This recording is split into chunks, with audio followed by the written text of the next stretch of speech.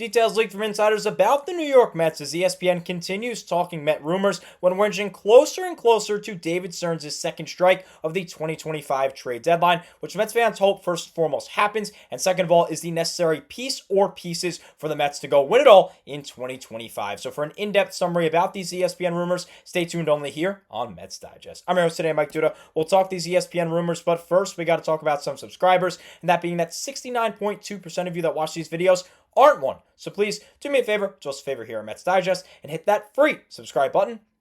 That way we can bring content to you about the amazing. So without further ado, let's go ahead and talk these ESPN rumors. Like I said, it is ESPN today, and it is going to be from an continuously updating article titled 2025 MLB Trade Deadline Tracker, Rumors, News, Analysis. So let's talk everything that it had to offer about the New York Mets. We're going to start it off with today's report as this updates daily, the July 28th update titled Mets in Need of Relievers from Kiley McDaniel, who is of course a part of ESPN.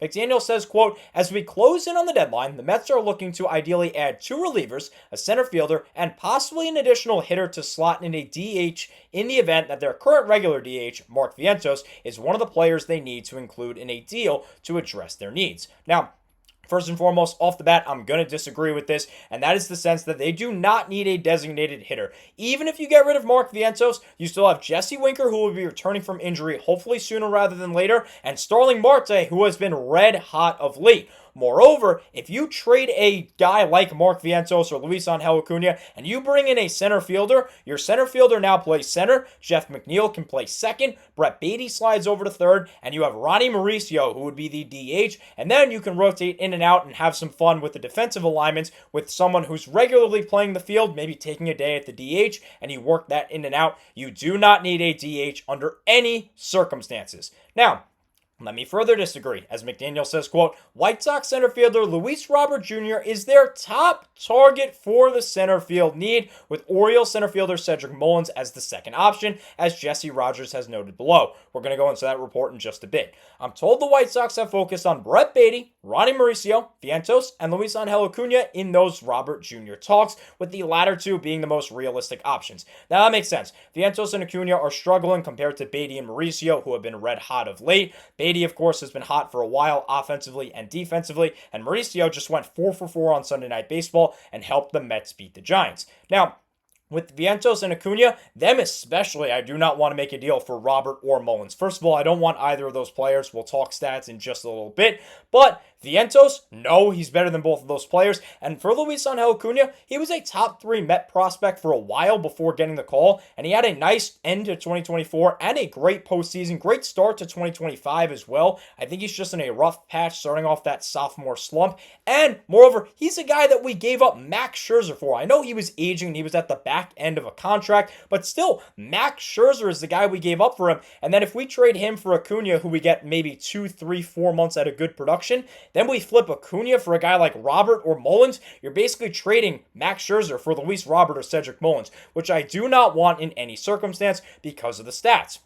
So speaking of it, let's tune into these stats. A 204 batting average for Luis Robert. That is basically Tyrone Taylor level. 632 OPS. That's a little bit better than Tyrone Taylor. The 26 stolen bases are definitely nice. 10 home runs and 41 RBIs is better than Taylor in about 300 at-bats. But the counting statistics are better. But the average numbers are basically Tyrone Taylor. And Taylor is a better defender than Luis Robert, as good of a defender as Robert is. So under no circumstances does this make any sense. Under no circumstances is this even an upgrade. This is not even an upgrade. Why would we give up talent for a guy that we're not even upgrading the position at? I know that Robert has had some success in the past. I know he's been hot of late. He had some really good years, but I think that's all in the rearview mirror for Luis Robert. I'll be completely honest. I've talked about this time and time again on countless videos. I do not want Luis Robert, but those rumors are heating up more and more. Stay tuned later tonight for more on that. Unfortunate, in my opinion, that the rumors are heating up for Robert, as with the rumors for Cedric Mullins. Now, he's a little bit better. An OPS that's actually above 700, but a 217 batting average, OBP below 300, 14 homers and 45 RBIs, and about 300 at-bats is pretty nice. 14 stolen bases as well is solid. But overall, these stats from Cedric Mullins also don't impress me, and neither of these guys are better than Mark Vientos. I mean, maybe they're better than Luis Angel Acuna at the moment, but I still think Acuna will be better. All four of our young pieces, Beatty, Mauricio, Vientos, and Acuna, are all better than both of these guys. I do not want any part of Robert nor Mullins. But unfortunately, as we tune to yesterday's report that is titled Mets are scouring center field market, and Robert could play a big part. It looks like Robert and Mullins are heavily favored to go to the Mets, this time returning to Jesse Rogers. He says, quote, the New York Mets are keeping an eye on center fielders Cedric Mullins of the Baltimore Orioles and Luis Robert Jr. of the Chicago White Sox. Robert returned to the lineup on Sunday as the designated hitter after missing the previous 2 games due to groin tightness. Before getting hurt, he was easily having the best month he had over the past 2 seasons, hitting .351 with a .442 OBP in July. Now that is awesome, but again, I think that's just a very small sample size and not something that you can really go off of sustainably. The White Sox have been waiting for an increase in prospect capital to move forward on a deal. Moreover, why I wouldn't trade for him. You're going to have to give up good talent, really good talent, for a guy, again, that's hitting just north of 200. It's possible they finally get it this week, but they could always pick up the option in his contract this offseason and do it all over again next year. Robert's production this month has teams intrigued, and I think the Mets are falling into a trap if they fall for that. I do not want Luis Robert. Said this on multiple occasions. I'll keep saying it. I'll say it if the Mets go out and get him. I do not want Luis Robert on this team. So with that, let's turn to another report from yesterday, that being the 27th of July, titled, Can Mets Find an Ace at Deadline? So now we're going to move into the pitching side with Buster Olney. He says, quote, the market has been very thin in teams offloading, but according to the sources, the Mets continue to look around to see whether there's a match for a starting pitcher capable of taking the ball for a Game 1, Game 2, or Game 3 of a postseason series. Merrill Kelly of the Diamondbacks could be that guy, or maybe it's Seth Lugo of the Royals. Spoiler alert, it is not Lugo of the Royals because he just yesterday, my assumption is slightly after Olney wrote this, signed a 2-year, $46 million extension with the Royals with a club option for 2028, so he is staying in Kansas City. To continue with the quote though, or Padres Dylan Cease. Perhaps it's one of the 2 big-time starters who will be under team control beyond this season, the Marlins Sandy Alcantara or the Twins Joe Ryan. The Mets rotation was exceptional early in the year before injuries and natural regression began to take a toll, and the team could use a boost in the front end of this group as they fight the Phillies for NL East supremacy. So 4 pitchers were mentioned. Actually, it was 5, but we're not going to go over Seth Lugo's stats because we know he won't be moved because he just signed an extension. Let's start it off with Merrill Kelly. I like 2 of these guys. I don't like 2 of these guys. Kelly is one that I like. 9-6, a .322 ERA in 22 games started, 128 and 2/3 innings pitched, north of 120 strikeouts, and a whip just above 1. Very, very good stats for Kelly. Moreover, you have 2 other guys that you can go out and get. 3 really, in Eugenio Suarez being the 3rd, but you're not getting Suarez. Go ahead and check out my video on that if you haven't already. It's titled, These New Details Change Everything for the Mets. The Mets do not want Eugenio Suarez. They want no part in him. That was already confirmed. They will not be trading for him. But the other 2 guys you can get, Zach Gallen and or Loris Gurriel Jr. in a deal with Merrill Kelly. You might be giving up a little bit, but it would be that blockbuster move that a lot of Met fans are saying David Stearns is not willing to pull the trigger for. I like Kelly, and I like the Diamondbacks because they have a lot of talent that you can go trade for, and they are confirmed sellers. So, with that, let's turn it to Dylan Cease. I also made a video about Cease, and I do not want him whatsoever. Not necessarily because of the stats. I don't think the stats are good in any way, any shape, or form. The advanced metrics are there when it comes to Cease. He could be a solid pitcher. He could be a Game 3 guy, like Olney was saying. But I don't want him because of what the Padres are asking in return. Keep in mind, the Padres right now are 2nd in the National League West, and they are up there in the wild card. If the season were to end today, they would be a wild card team, a postseason team. So, why would they get rid of one of their MLB players, one of their talents, to go and get prospects? That's not what you do when you're buyers at the deadline. What they want to do, though, is they want to trade Cease and go get something that they need, like a left fielder or a catcher. So why would we give up MLB talent for MLB talent? I don't like buyers trading with buyers. I don't understand that. It makes no sense to me. So stick to the sellers. Do not trade an MLB talent like a Starling Marte for Cease. I don't want it. Cease is also not that good statistically this year. You see the .459 ERA. No on Dylan Cease. Another guy that I'm a no on is Sandy Alcantara. Look at that ERA. I know he had a Cy Young year. I know he's a solid pitcher overall. But a .666 ERA and a .143 whip and 104 innings pitched this year over 20 starts? Nope. I do not want him. Adam, the other content creator here on Mets Digest, is also skeptical of Alcantara. Check out his video if you haven't already. But unfortunately for us, this just in, the Mets are in, quote, active negotiations for Sandy Alcantara. So we'll see how those rumors play out. Stay tuned on Mets Digest. We'll continue all the rumors, all the talk, and if the Mets end up pulling the trigger on Alcantara, you will be the first to know here on Mets Digest. Last guy that we're going to talk about is someone that I also want in Joe Ryan. 10-5, 282 ERA, whip below 1 in 21 games, 20 starts, 121 and a thirds innings pitched, 137 strikeouts. Joe Ryan is a solid piece. I definitely want him, as I definitely would take him. I know that the prospects that we have to give up would probably be a lot. This would be more of a blockbuster deal, but I am 100% in on Joe Ryan, as the last report from this article relating to the Mets is from the 24th of July, titled, "Could Mets Land This Deadline's Top Slugger?" That's Eugenio Suarez talk. We know that that is not happening. Now that we've gone over all of the Mets in this ESPN article, let's do a full dive on the article, looking at other teams that could be appealing to the New York Mets and some guys that I personally would want to get. We're going to start off with Miami, and no, it is not Alcantara, although Alden Gonzalez also talks about Sandy, who he says, quote, "Teams unwilling or unable to meet the demands for Joe Ryan and Mackenzie Gore." Ryan, of course, I would want. Gore is probably not being moved out of Washington, so both of those guys might not happen.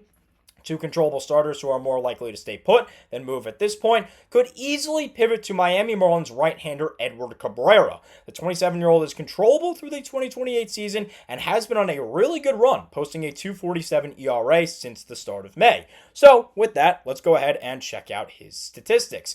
All right. I know he's been hot of late, but a 3.48 ERA, 4-4 in 88 innings. He was hurt for a little bit, 124 whip. It's okay. I'm not going to complain if the Mets go out and get him, but I don't want the Mets giving up a haul and giving up a big package for him, which unfortunately they're probably going to have to do, because as we turn back to this report, you see here, he's under control through 2028. So the longer a player is under control, the less likely it is for them to be traded. As we're going to turn to our last quote of the day, going back to Buster Olney, our favorite here in New York, who actually talks about Marcell Ozuna. He says, quote, "The Atlanta Braves might be the most disappointing team in the big leagues this year, and now they are fully prepared to execute a minor sell-off before the deadline." Of course, they want to compete in 2026.